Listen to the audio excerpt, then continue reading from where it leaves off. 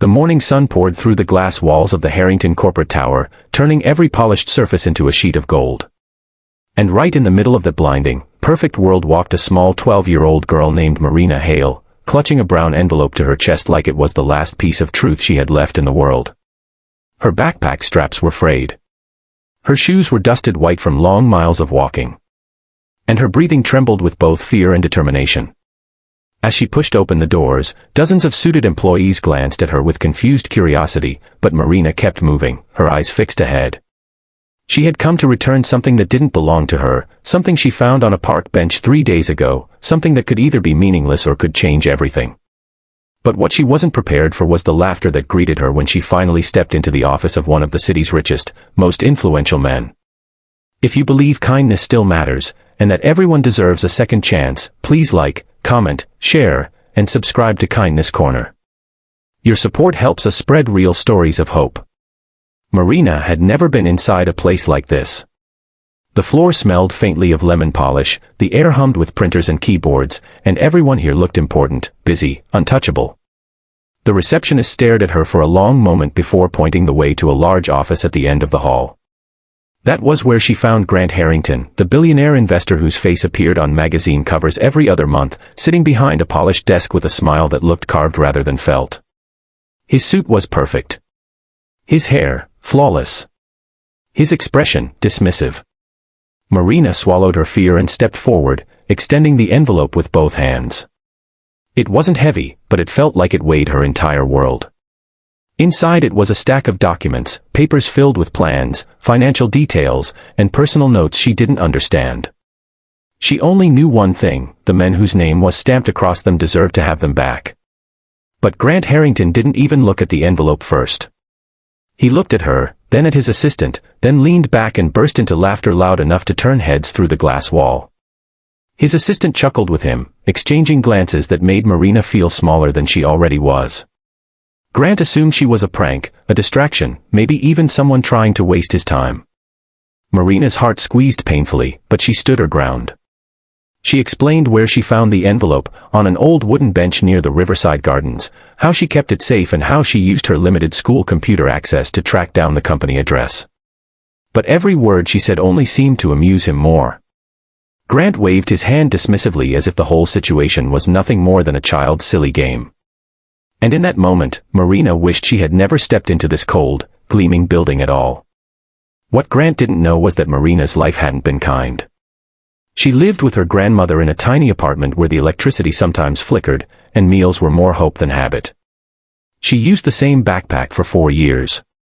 She studied by a cracked window that let in winter air. But she still believed in honesty. She believed lost things should be returned, even when the world didn't seem to care. The walk to the tower had taken her over an hour, her feet aching by the time she arrived, but she had come anyway because something inside her, something her grandmother always called the voice of good, told her it mattered. As Grant continued laughing, Marina lowered her head, suddenly unsure. Maybe she had misunderstood everything.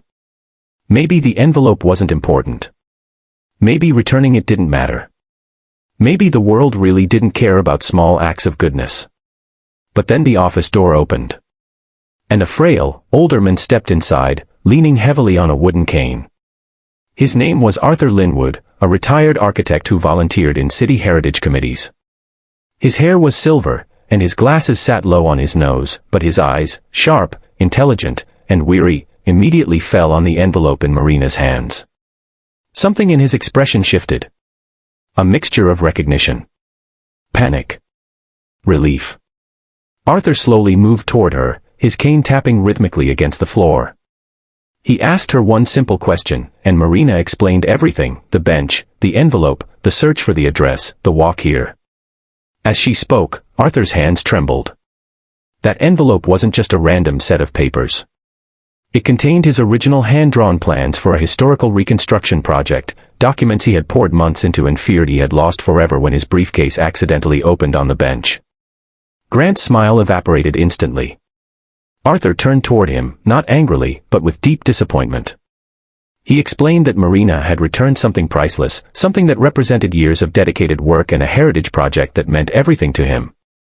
The billionaire who had laughed moments ago now looked frozen in place, embarrassed, unable to meet Arthur's eyes. For the first time, Marina saw a flicker of humanity behind Grant's polished exterior, a crack in the perfect mask he wore. Arthur thanked Marina gently, but with a weight of sincerity that made her chest tighten. He asked about her life, her grandmother, her school. And as Marina answered quietly, Grant finally understood just how strong, how brave, this young girl actually was. Arthur, moved by Marina's honesty and determination, insisted on rewarding her. Not with money, but with opportunity. He offered to support her education, to mentor her in architecture if she ever wished to pursue it, and to stay connected with her grandmother.